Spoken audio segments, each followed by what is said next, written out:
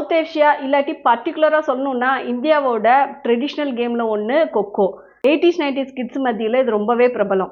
இந்த கொக்கோவோட முதல் உலகக்கோப்பை நடக்க போகுது, அதுவும் இந்தியாவில் நடக்க போகுது. நெக்ஸ்ட் இயர் ஜனவரி மாதம் 13ஆம் தேதியிலேருந்து 19ஆம் தேதி வரைக்கும் நடக்க போகுது. போட்டியை பங்கேற்கும் நாடுகள் ஒவ்வொரு காண்டினென்ட் வைஸாக பிரிச்சிருக்கிறாங்க. ஆப்பிரிக்காலேருந்து கானா, கென்யா, தென்னாப்பிரிக்கா, உகாண்டா.